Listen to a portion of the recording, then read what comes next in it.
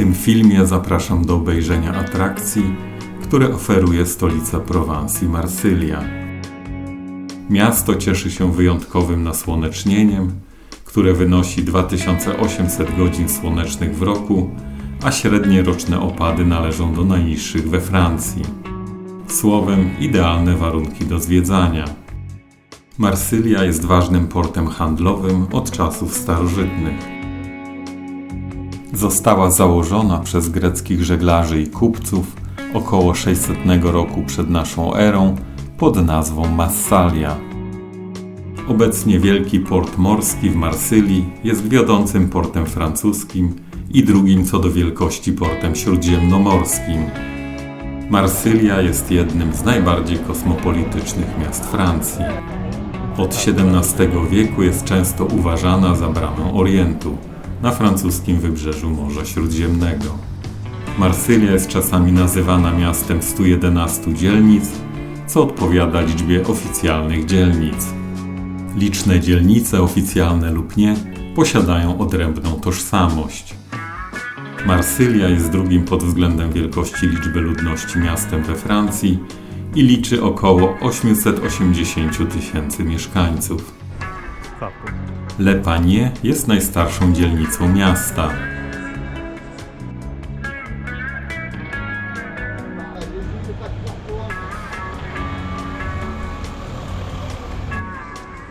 Wąskie uliczki uświadamiają nam, że jest to najstarsza część miasta, pomimo zniszczenia dużej części tego obszaru w XIX wieku podczas budowy szerokiej arterii Rue de la République.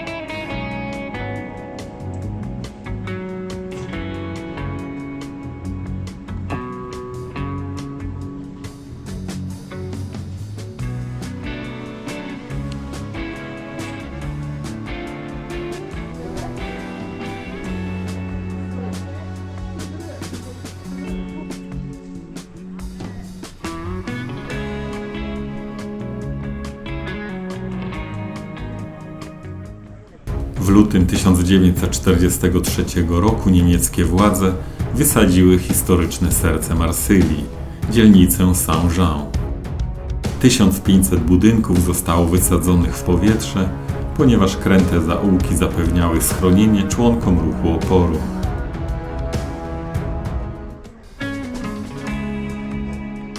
Po II wojnie światowej dzielnica Le Panier cieszyła się złą sławą. Uważano ją za miejsce handlu ludźmi, a zorganizowana przestępczość kwitła. Obecnie Le Panier jest przekształcana w dzielnicę turystyczną. Mieszczą się tam liczne pracownie artystów i niewielkie galerie.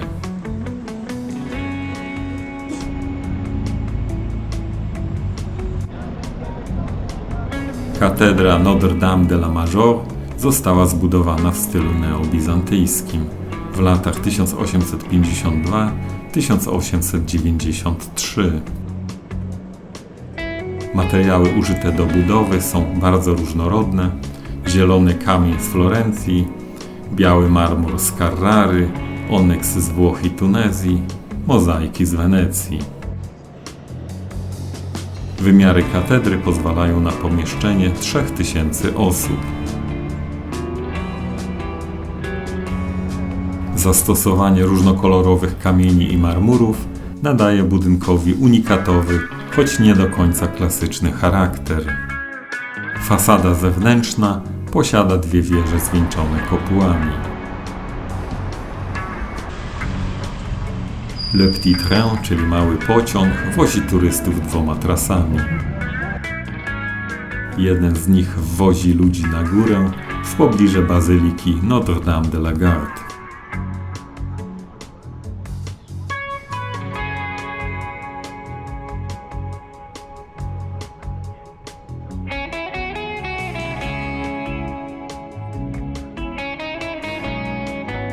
Pierwszy raz do bazyliki dojechaliśmy tym środkiem lokomocji, a drugi raz weszliśmy pieszo. Z centrum miasta dojście nie stanowi problemu.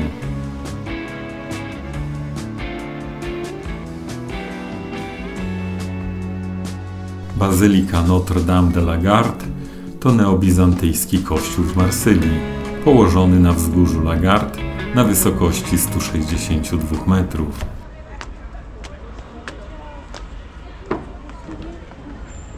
Kontrast między surowością krypty a przepychem górnego kościoła jest uderzający.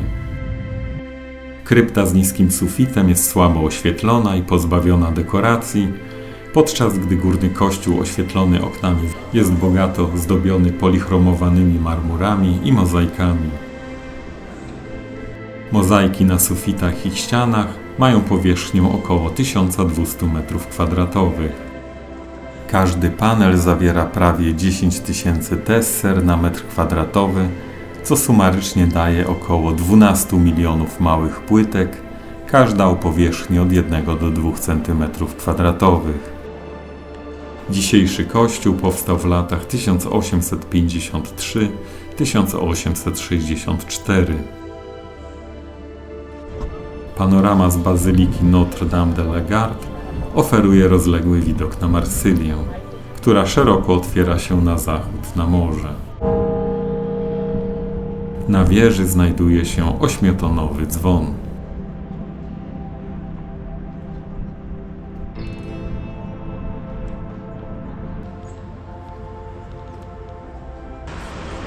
Vieux-Port, czyli Stary Port, istnieje od czasów starożytnych.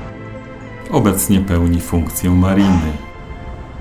Około 800 roku przed naszą erą teren Starego Portu zajęły plemiona celtyckie, a 2 wieki później przybyli tu Grecy. W latach 1905-1944 oba brzegi Starego Portu łączył most transportowy, który dzięki swojej wysokości nie zakłócał ruchu morskiego. Pomiędzy pylonami kursowała gondola o ładowności 20 ton. W 1944 roku podczas bitwy o Marsylię armia niemiecka wysadziła most. Od 1967 roku 2 brzegi Starego Portu łączy droga poprowadzona 2 równoległymi tunelami pod dnem zatoki. Tramwaj wodny pozwala przyjemnie przepłynąć na drugi brzeg. Za przejazd płacisz tak samo jak w pozostałym transporcie miejskim.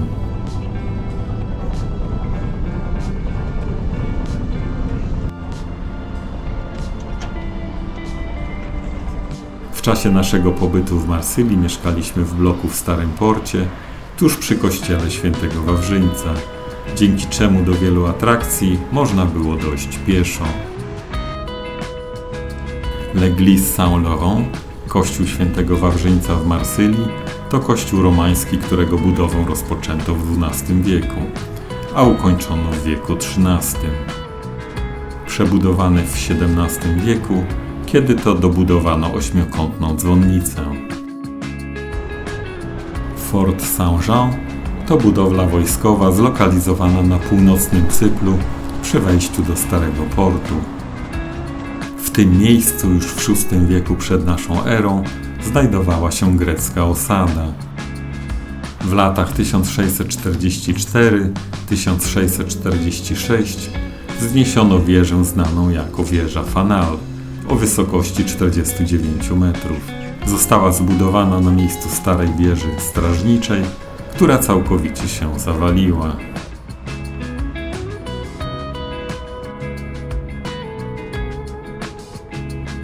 Kwadratowa wieża fortu Saint-Jean została wzniesiona na polecenie króla René z Andegawenii w latach 1447-1452.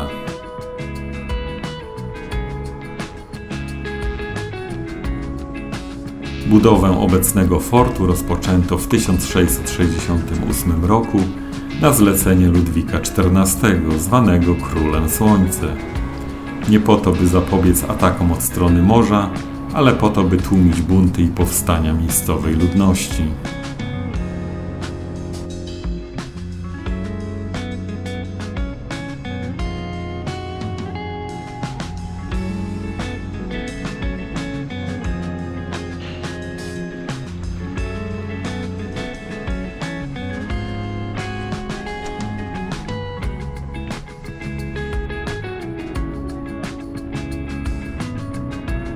Fort łączy z muzeum 130-metrowa kładka.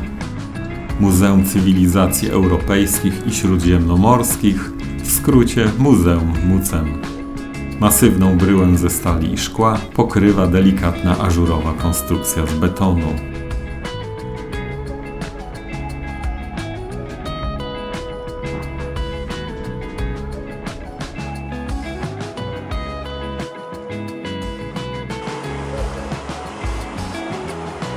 Ours Jaillet to miś niedźwiedź Jaillet. To monumentalna rzeźba o wadze 6 ton i wysokości 5 metrów. Ten niedźwiedź w stylu pop artu posiada dwie twarze, niczym Janus, rzymski bóg początku i końca, wyborów, przemian i bram do lepszej przyszłości. Symbolicznie jedna twarz jest zwrócona ku przeszłości, a druga ku przyszłości. W Starym Porcie Norman Foster zawiesił nad chodnikiem stalowe lustro.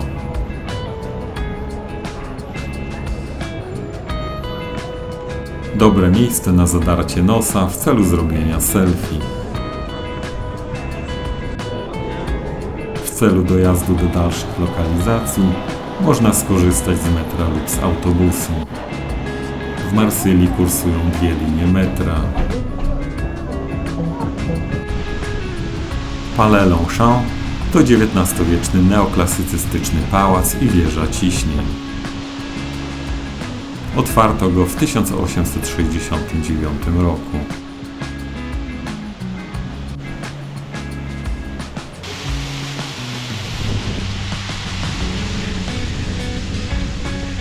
Składa się z 5 podstawowych części. Wieże ciśnień w centralnej części, w lewym skrzydle mieści się Muzeum Sztuk Pięknych, prawe skrzydło zajmuje Muzeum Historii Naturalnej, do przodu jest wysunięty ogród publiczny z kaskadowymi basenami, za pałacem mieści się Parc Longchamp. Stadion Orange Velodrome jest użytkowany przez klub piłkarski Olympique de Marseille. To drugi co do wielkości stadion we Francji pod względem pojemności. Teraz zaprezentuję nieoczywisty zabytek, ponieważ jest to betonowy, normalnie funkcjonujący blok mieszkalny. Unité d'habitation to nazwa nowoczesnej koncepcji mieszkaniowej, zaprojektowanej przez francusko-szwajcarskiego architekta Le Corbusiera. Bryła budynku wspiera się na betonowych słupach. Budynek został zbudowany w latach 1946-1952 i jest znany również pod nazwą Cité Radieuse. Ze względu na swoją surową betonową formę jest uważany za prekursora brutalizmu. Żeby mieć możliwość zwiedzania udostępnionych części budynku, należy wpisać się do księgi wejść. Pomimo tego, że w budynku przede wszystkim znajdują się prywatne mieszkania, korytarze na 3. i 4. piętrze oraz wydzielona część tarasu na dachu są udostępnione do zwiedzania. W budynku funkcjonuje 337 apartamentów 23 różnych typów. Standardowy apartament składa się z 2 poziomów z loggiami. W obiekcie znajdują się również sklepy, obiekty sportowe, medyczne, edukacyjne, a także 21-pokojowy hotel.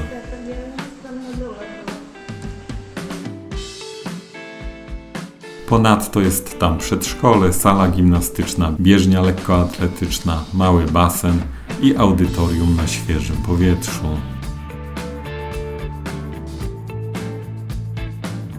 Przyznacie, że budynek zaprojektowano i wykonano z dużym rozmachem, mając na względzie, że był to czas tuż po zakończeniu II wojny światowej.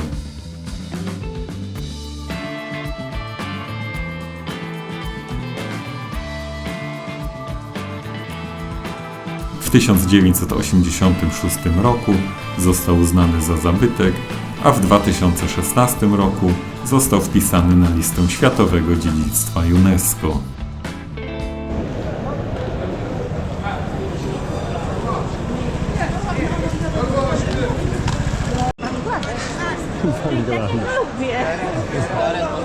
Jeżeli chcecie poznać temperament miejscowej ludności, warto zajrzeć na lokalny rynek. Tutaj zawsze jest coś ciekawego do zobaczenia.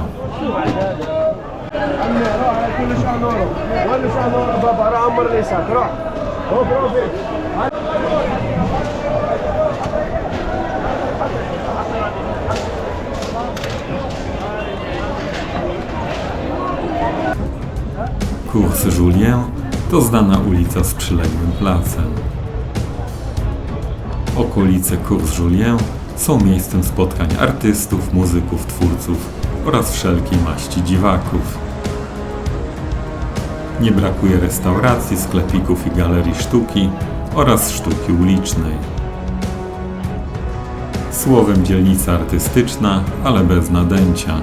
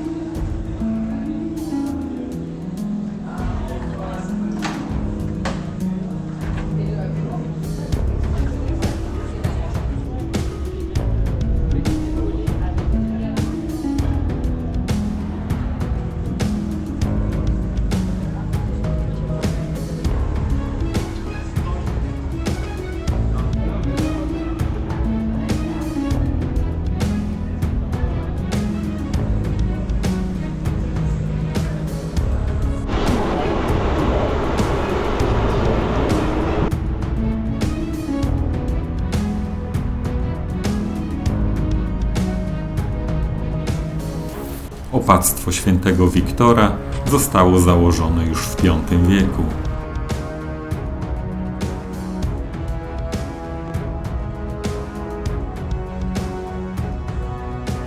W kolejnych wiekach było przebudowywane i rozbudowywane.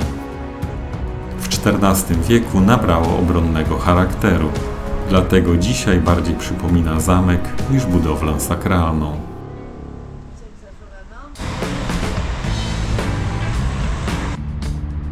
Fort Saint-Nicolas góruje nad Starym Portem. Podobnie jak Fort Saint-Jean, ten fort został również zbudowany, aby stłumić ducha niepodległości Marsylii.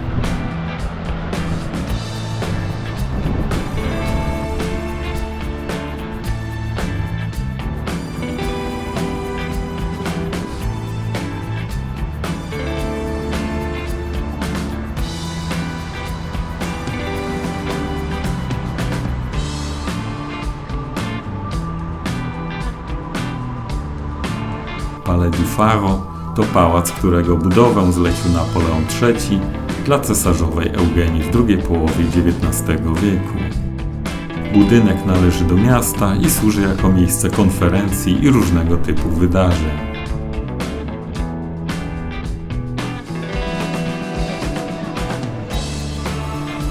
La Vieille Charité to dawne hospicjum i przytułek dla ubogich. 4 skrzydła budynku tworzą prostokąt z wewnętrznym dziedzińcem, na którym wybudowano kaplicę. Od wewnątrz budynek posiada 3 kondygnacje galerii z półkolistymi łukami. Hospicjum w dużym stopniu funkcjonowało na wzór więzienia. Strażnicy zwani łowcami żebraków mieli za zadanie wyłapywać żebraków. W tym hospicjum znajdowały się warsztaty, w którym żebracy byli zatrudnieni do różnych prac produkcyjnych. Marsylia słynie z wyrobu mydła. Jedna z wielu mydlarni. Ta mieści się tuż obok naszego miejsca zamieszkania.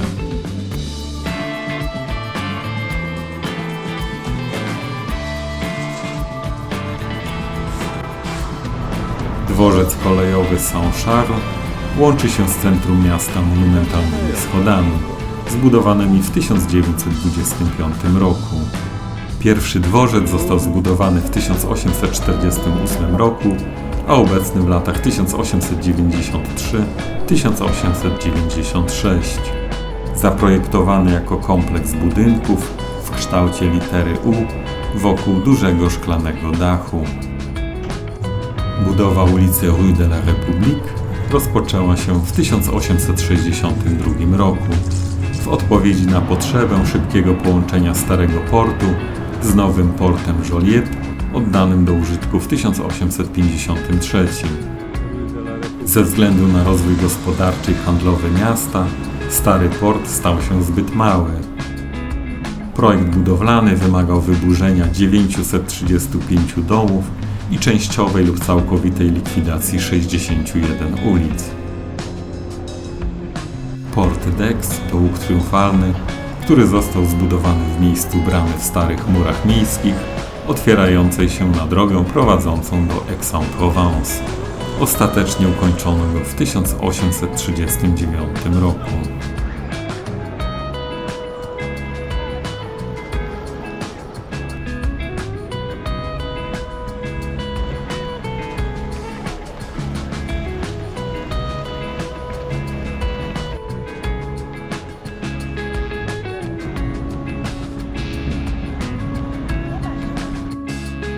Ze Starego Portu można wypłynąć statkiem na zwiedzanie Parku Narodowego Calanque.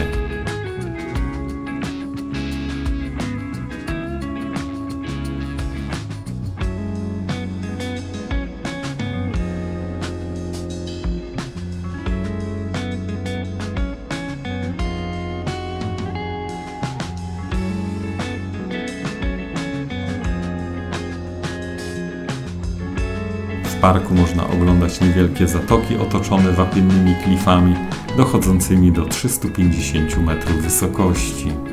Zachodzące tutaj zjawiska krasowe utworzyły liczne jaskinie i podziemne komory. Najsłynniejszą jaskinią jest jaskinia Cosquet. Znajdują się w niej negatywne odciski dłoni i ślady palców z najstarszego okresu sprzed 27 000 lat oraz piękne malowidła zwierząt z nowszego okresu, czyli 19 000 lat temu. Masyw Calanque posiada liczne szlaki piesze. To oferta dla bardziej ambitnych turystów. Wapienne klify są również atrakcyjnym terenem wspinaczkowym, a wybrzeże oferuje dogodne warunki do plażowania, żeglowania i nurkowania. Marsylia jest dogodnym punktem wypadowym do prowansalskich miasteczek, takich jak Arles, Avignon czy Aix-en-Provence.